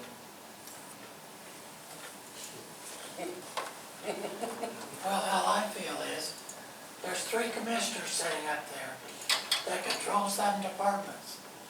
You have a separate budget from the general fund, okay? they're using NVH money. You guys are closer to your costs right now than we are. You are our conduit to us. Basically, we made a decision the other day based off of your recommendation, we thought. Now, am I thinking different today? Must be, because we seem to be having a controversy. No, recommendation on the paper that we turned into you, and you approved it. Well, that's what I'm saying. I was happy with it. You We know, were it's, using your it's recommendation. you know, it's up to you to figure out how you want to do your operational management of that department in that. And I mean, you have to come, you know, we've had the different discussions around as management schemes of how you do things. And one reservations that we've had is that even though we've got 3 superintendents, you know, do we still have a lead person, you know, to come in and talk to us about what's functioning in there? I mean, you know, we brought in there, do we want 3 road foremen, superintendents coming in here to county council meetings and commission meeting? Is that really effective? Is that really efficient? You know? How do you feel about that? Well, actually, I think, I feel like there still has to be, even though there's 3, there still has to be some lead. There has to be a lead. There is. You know, that's why we need to get it written out structurally. We have 3 foremen that communicate well together. Rick's the shop foreman. I don't know how all that communication goes, but I know there are 3 do. But I know there's one lady out there that everybody reports to, because she knows how much money they got, she takes all the calls, she knows exactly what's going on. Scott County finally opened their eyes and seen that situation. Their manager out there for the county highway department is their office manager. It's a lady, okay? Orange County doesn't even have supervisors, they have assistant superintendents. You know, why spend the extra money if you don't need the extra money? We have an office manager, then let's have an office manager that those foremen get their information from, and let's work with our foremen. You know, why go ahead and spend all this extra money? Because, I mean, we're trying to be as economical as we can. We've got 790-mile road in this county, we got to take care of it. Every penny we save this way, we can use toward our roads. Okay. All right. Whenever they put in for the raises for the 3 foremen, they put in for 3, there's been 4 equal foremen up there. And that puts me in a bad situation because I have to decide who gets what, when we can afford it, because I have to take care of the budget. Now, if those 3 are in any way over me, then it's just going to be a free-for-all. There's no way for me to maintain them. When they want something fixed, if they're in a hurry, they'll take it somewhere and get it fixed, and they'll pay an $80 or $100 an hour rate to get it fixed because they don't want to wait 2 days. So we have 4 foremen. I don't have a problem with that. I just need it clarified somewhere that, like, I will have say-so over the shop still. And I don't care if I get the raise. If they get a raise and I don't, that's fine, but I want somewhere that they don't have any say over that shop or it'll be a nightmare. I understand that. And that's the way it was in the past. It'll be like 3 kids on the playground fighting over a ball. Yeah. Now you got 4 people. And that's my trouble. And like Dave said, and every department in this county has a lead person. Everybody has one person they go to. So And if a question comes up or a problem arises, who goes where? If an extra crew is needed, and the discrepancy right now that we're having, last week I had phone call after phone call after phone call. on, Well, basically, this raise situation we can't afford right now. And then from the other, who gets what? And when I go back to what the state is suggesting, as one person over that department, and yes, it is a separate budget, but the budget has to work, and it's not fair, unfortunately, to give raises to one department here in the county when none of the rest can afford it. The state wanted us to take better care of our roads. They give us extra money to do it. I With the understand. upkeep, and Gerald's done a good job, granted, Billy and Denver. And the road, the maintenance personnel, But it needs to come back that each one of them know who to go to report. And that's what I'm saying. And One person. And what I'm saying is, what better person to go to than somebody who knows every line item in the budget, how much money's there, how much they can spend for their district, and how much money is present for them. And that's all I'm asking. Let's appoint that as an office manager, use the gal that has all the information, and go from there. I don't think the other end is where we need to go. I think this end is where we need to go. You gotta have somebody that's got the information. You can't go with your foreman if they don't have information on how much money they can spend. There's only one person that really keeps track of it. And I'm saying the superintendent should be that person, and that's what the state is telling us to do. I'm saying the other end, and make an office manager and go with that. I just have one question, maybe two, and I'll reserve the third one. Not to you guys. How much discussion took place with you gentlemen about this situation from the commissioners as far as your thoughts was concerned on how this be broke up? Well, the thing about having a superintendent in there, I myself, I get a lot of secondhand information. That superintendent, he goes out and talks to people, and a lot of times he doesn't have a lot to know about roads. You know, he thinks he does, but he don't actually get out there and do the work and see it every day. And he tells somebody, well, we can do this, and there might not be no way we can do that. And it causes a lot of problems with the superintendent, as it's been the last couple of years. When I have a problem in the first district, I know what's going on and I know how to fix it. And who do you go to for Right. funding? Okay.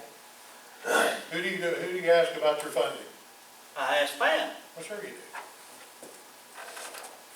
you know, she tells me how much money I have to blacktop. And, you know, just like this morning, I asked her, you know, if we had any money in the bridge fund. I keep track of my own pretty close, by the way.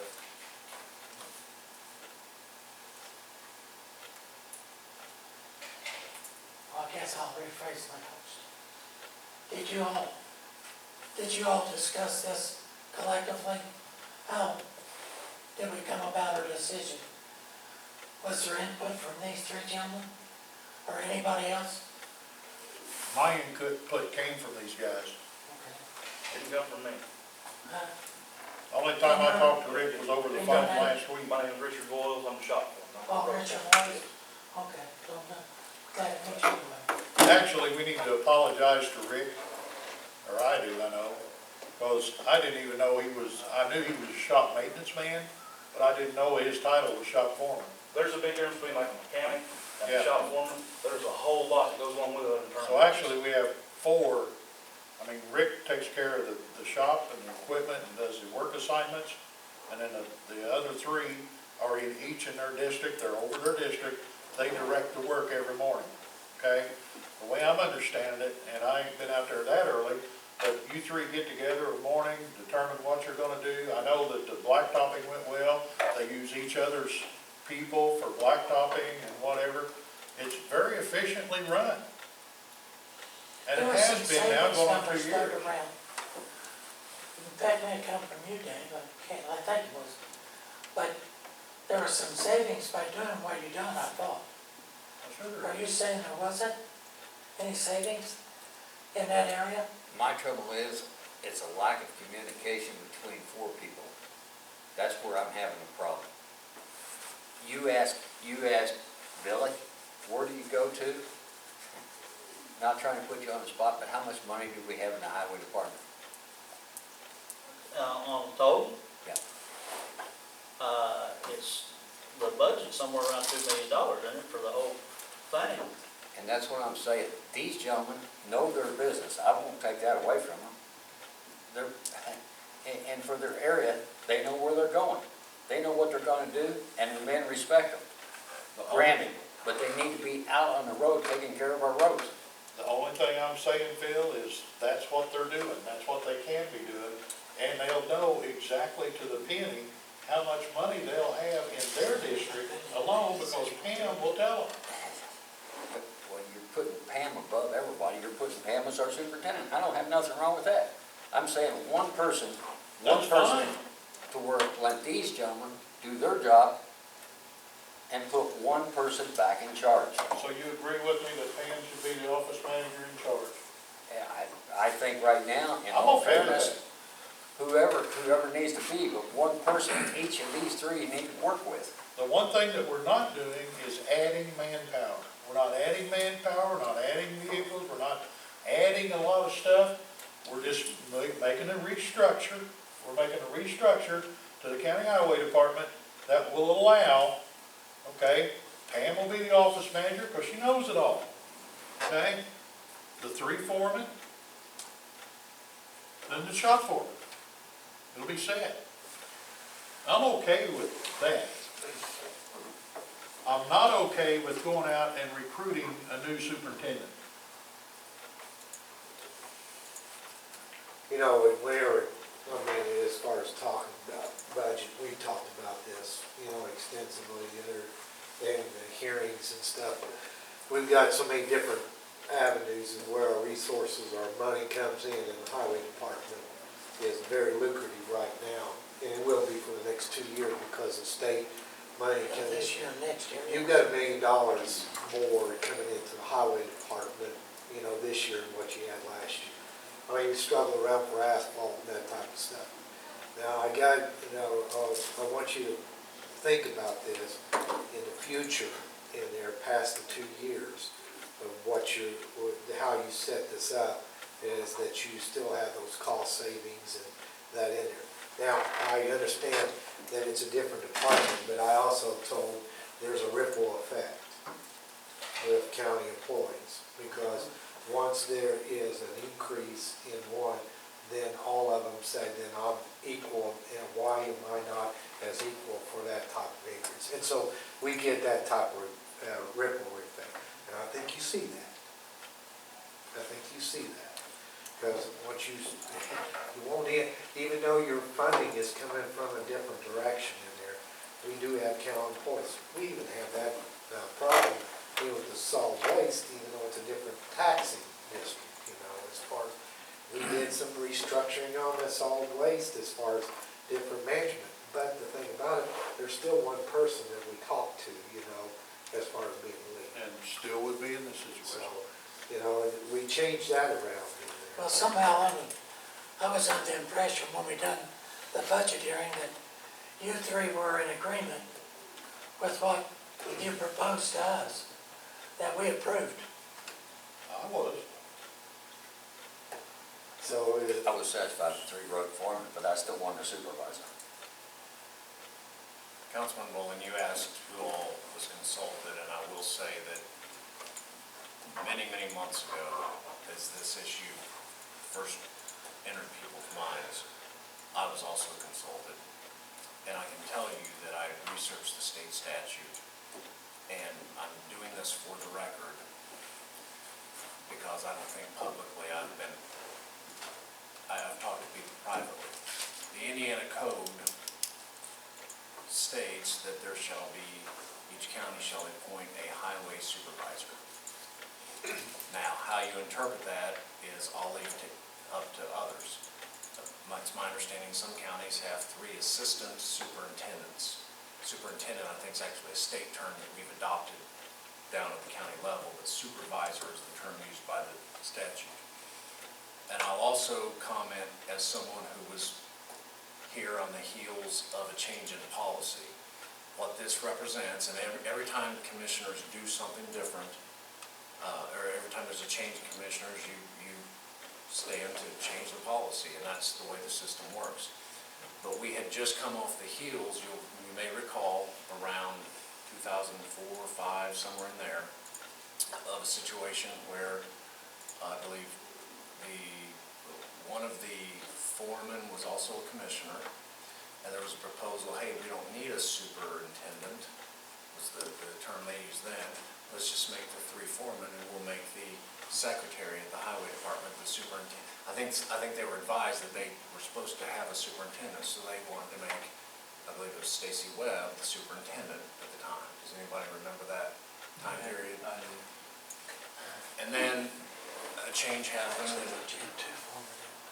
Rick Graves was appointed the highway supervisor, And the policy at the time, as the one person I think who was sitting in the room, besides maybe the media, was there was a change in policy because of some issues that had arisen, and there was a discussion about we need to have one person in charge.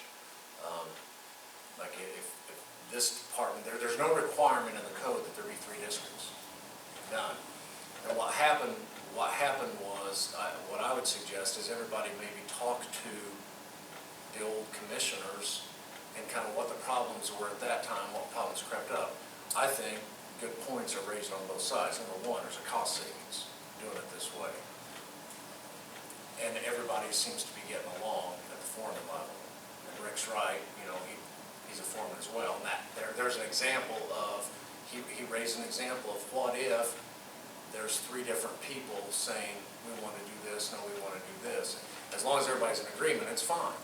And everything seems to be working fine. So it's just one of those things where policy's going to change as commissioners change. And who they report to, we were under a policy at one time where each commissioner appointed their own foreman. When that commissioner was out of office, a new foreman was appointed.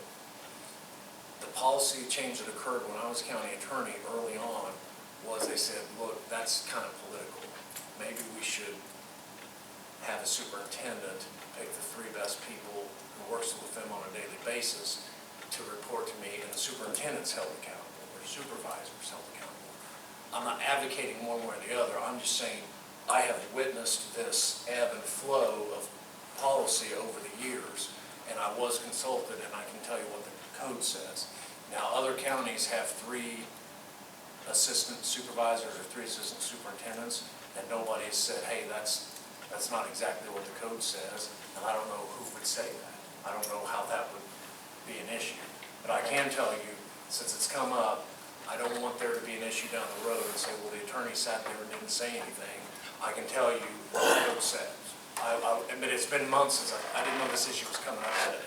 So it's been months since I've researched it, but I've had discussions with Commissioner Brown about this, and I've had discussions with Commissioner Marshall about this, about what the code says. How many counties have 3? I've not researched that. I think, or Commissioner Brown I'm has. not talking about just ours, that's on this paper, but throughout the state, the 92 counties. Oh, that I couldn't tell you. The only thing that I look at is the neighboring counties, but it don't make sense for me to go to any other counties because of number one, because of the size of the counties, number one, because of the structure, the way they're laid out. You go up north of Indianapolis, it's a lot different than it is down here in the hills, So anytime we make comparisons, I think that we need to keep it within the southern part of the state, or in our same environment as we have in this county. In your budget, you have 1 supervisor or 3? In our budget, we have a line item for 105,000. So what's 90 and what the 105, I think. Basically, it takes care of 3 positions. Yeah, 3 positions. Yeah. But So did you raise the 3? But that's what we proposed. We haven't approved anything. I know, but I say, is let me that go what you're back and turn proposing? this around. Whatever you guys submitted to us as a proposal, out of respect for you all, as the commissioners, it killed my soul to vote for a raise, not that they're not worth it, but that I couldn't do the same thing for everybody else. In fact, that was one of the things me and Dave kind of, not butted heads, because we discussed the matter, but reality was, we were looking, or I was looking, at what you guys were proposing from your standpoint as to what would be best. That was what I was looking at, was your recommendation. Okay? That meant for that, as far as giving anybody additional money and not being able to do it across the board. In fact, I voted against solid waste, even though, because I couldn't do it in position to do it for everybody, because everybody pretty well deserving. I know the numbers you got them around. I've been looking at a lot of things, and let's put it like this, when it comes to our pay, we're fairly conservative in our, I imagine if you look at the county council and the county commissioners, we're probably low and low the vote also in those areas. we are. But you guys do be commended because you know you didn't go give across the board raise, you brought back or proposing half longevity. And that is extra money that Well, We don't know where John, we're at yet. we're proposing right now, but it's like I tell people, till the state hands out that 1782, not 42, but 82, we don't know what we have to cut. Now, I can guess, or make a, well, I ain't even gonna use the word educated, guess, but I can make a guess what I think they may do as far as the levy. Because we know we're gonna get a growth quotient raise. We know we changed the Q deal, which is gonna give us a bump, which is gonna add a little bit in there, but we're still way over that, the number we got for general fund. I hope you So- can leave that longevity half in there. Well, we know we're gonna have to be making some adjustments here, because, as the budget's too long right now. It's gonna have to be Well, adjusted. just, when I say this, general fund, not counting gadget, because they've separated that since you were on the council. It's no longer gadget and everything thrown in one. But give you an example, last year, just not counting gadget, we was right at 5 million, so to speak, between miscellaneous taxes, excise, CNET, all the ones that go into the pile, besides what we would get from income taxes with a gadget. We was at about 5. Our budget's still proposed at 5.6. Okay? Well, I know we can get maybe another 2 out of the state, so that still leaves us 4 over. That's just me guessing. That's not cut in stone till the state says, this is what you get. This is what we're gonna certify. I'm just guessing at what they'll do. And that's, well, even our B4 form is nothing but some estimated guesses, what we're gonna get, plus what we're gonna pay out. So, like Dave said, we made that comment, that gesture. We would love to do that, but money may not allow us to do that. I mean, what we get, that's our budget. I May not hope be it there. does. But it's a little frustrating when we've seen some growth on assessed value and property values in the county, and we've seen quite a bit of surge in that, much as, 12.4% growth into that. We've got a growth quotient of 2.6 that we're allowed in the budget to work with the growth quotient. And it's unfortunate, when you see, especially when we talk about economic growth and we see an investment in the county and putting buildings up and different expenditures made in that. But with the property tax the way we are right now, we don't recapture that 12.4% growth in there. All it does is bring the factor down as far as the percentage. Well, it's the state average. The state We may average grow and 12, stuff. Scott may grow If 6, it's somebody else a -4. where you They're get gonna your be average positive together. return and as far as your low income taxes, that's where you get your real positive return as far as the extra revenue back into the county. I hope you guys can leave in that half longevity. It works out where you can. You never know, as you say, to get. Well, we'll do whatever we can, but, as far as the wages and stuff, we'd like to see the wages on our county employees come up to about, where's the efficiency, how many personnel that you need to do in the office? I mean, if you have the different offices that do, and it would be nice for us to put in an incentive program, like you said, for departments being frugal and efficient with them, and where their operating manager in there doing with less with people and being more efficient, maybe be able to share with that efficiency, you know, with those departments, you know, like in a bonus program of what they do, you know. And I talked to Hank Jacoby and some businesses and stuff like that, and that's some of their page, they address their foreman to be efficient with their lines and stuff, and they share with their efficiencies in there. I don't know how that works with the government. This is an unusual animal for me in there because I think in business terms and stuff, and the government doesn't let me do that sometimes. What is bad, David, is the fact that you have a county like Clark, cut way back, went below the levy. Yeah, And then, now they're not able to get back, they're gonna be. yeah, yep. They're gonna be lost forever, there's no hope unless they change the state laws that they can. Well, there's a lot of things going on. Just read in the paper, maybe it's yesterday, about the state looking at municipalities and bankruptcy deals. Right. We've had, obviously, that in the news with some of our major cities. And now we're looking at guidelines about whether you do be able to do that or not, you know. But we're trying to keep our heads above water here and still running efficient. Well, provide the needs of the community from a government standpoint. You guys would be commended because you got a tough job in the physical area. Seems like it gets worse every year, but I appreciate the state legislature at least giving us a reprieve the next 2 years for the roads, which we desperately need, and hopefully they'll be able to continue that after 2015, but who knows? Yeah. They are in the black, which a lot of people can't say, so we appreciate every little help. Comments on a couple of those. So, enough discussion, and you have a motion, Phil, that you want to make? Or you want to wait till next meeting, or study it? No, I'm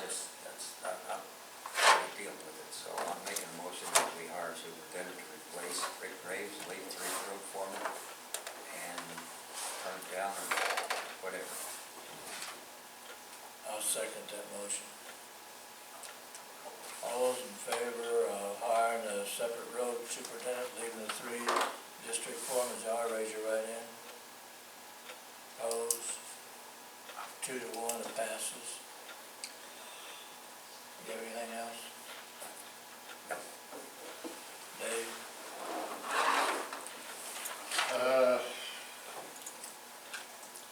Fair board meeting was last week.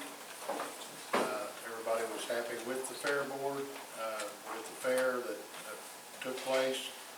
The next 2 years, there's a contract already signed with, that the fair will be at the same time.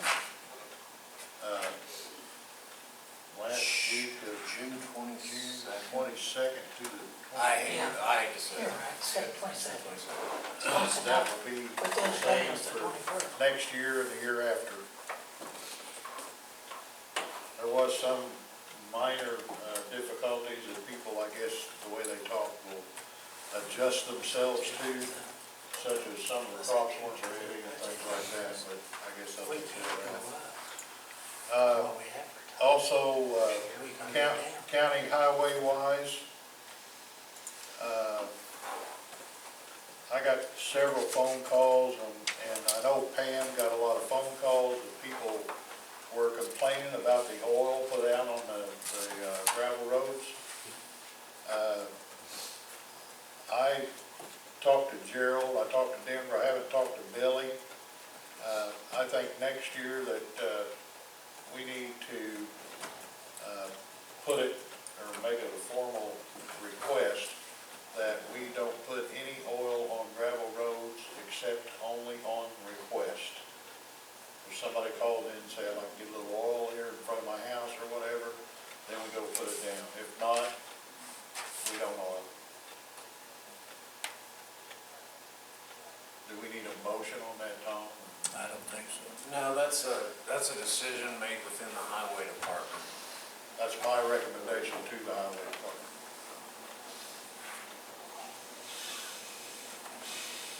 Sarah? Also, I got one more complaint. This is kind of an odd complaint. I think everybody knows Cox Ferry Road on the way out to the city landfill. That low water bridge out there, it wasn't that long ago, Gerald, probably a couple of years ago. The bridge was so low that a lady actually washed off in a flood and went down. And so the whole project of this bridge was to build this bridge up. And it's been done. The guys got it done before school started, so it was okay there. Chamber of Commerce got this call. I didn't even get the call, but Anita just called me. But she said now that a lady had called in and complained and said that it was so steep you could get airborne. My answer to her was slow down. That was my daughter. I know. I don't even know who the person was, but that was the complaint. I heard it was somebody named Tom. Not Ron. That's all I got. Yeah, that's a good project out there and stop the flooding. As you say, all they gotta do is read the road sign. I don't think that it says 65 out there on Cox Ferry Road, you know, that bridge. Sarah, do you have anything? The only thing I need, Tom, is going to bring up on the veteran officer that needs to change how he handles turning in his claims for taking veterans to the hospital or for doctor appointments. Now, he does the same as the other ones. He uses the zone, or whatever they call it. Okay, look, we have a full-time, part-time Veterans full-time Affairs veteran. officer. Yeah. Okay, which means he's paid a salary with employee benefits. We also have veterans who are driven to appointments, medical appointments, by drivers who are not full-time employees.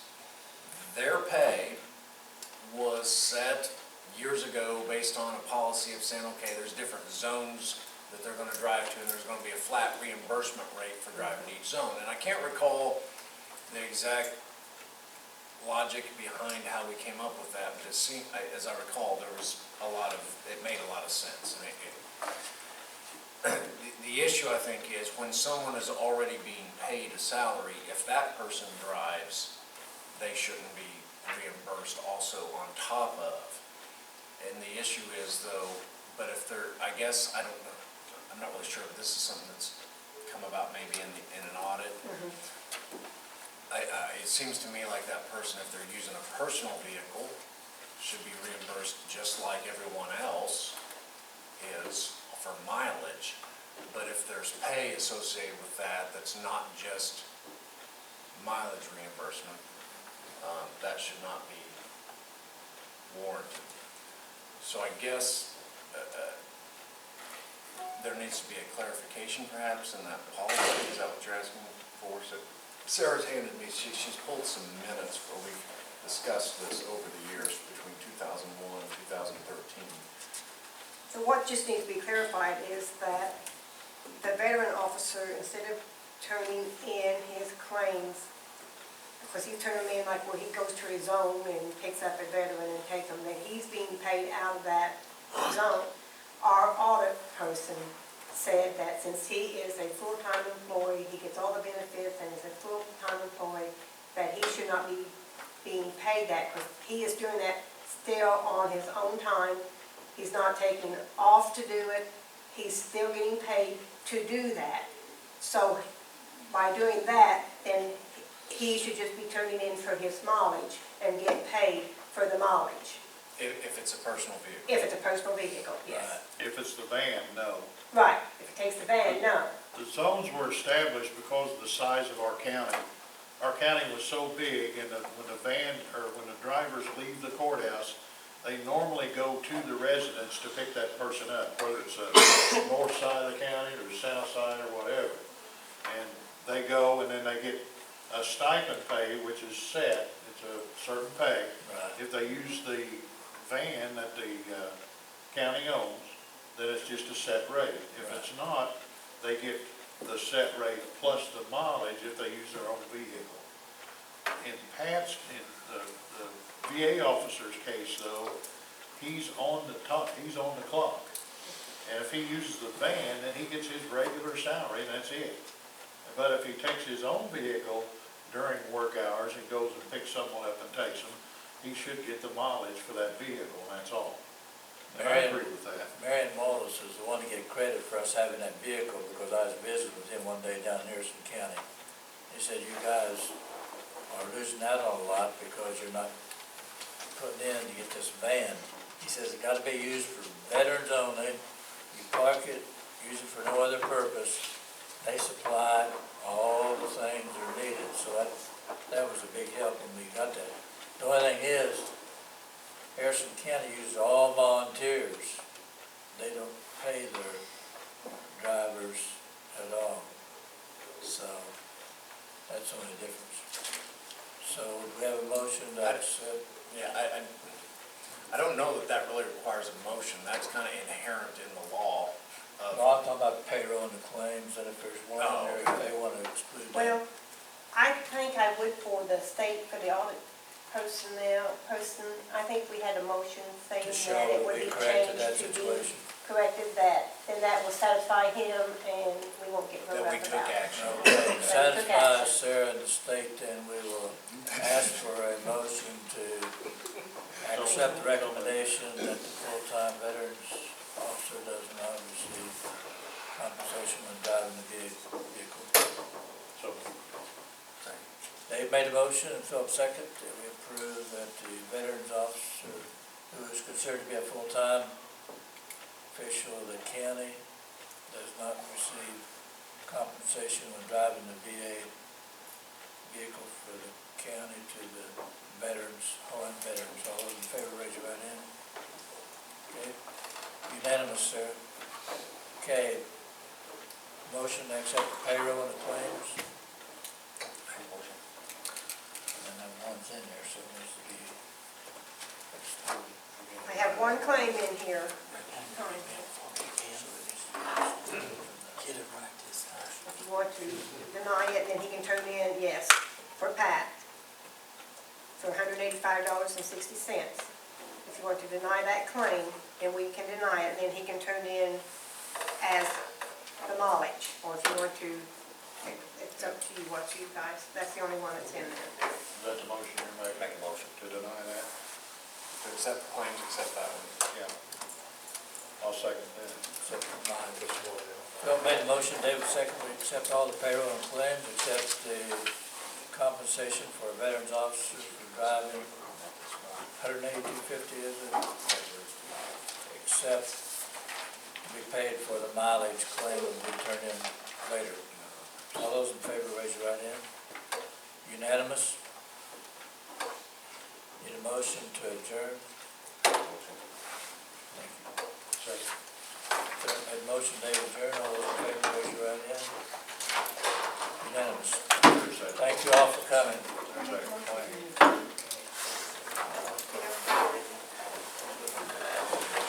Rhonda, I'm having a hard time sending email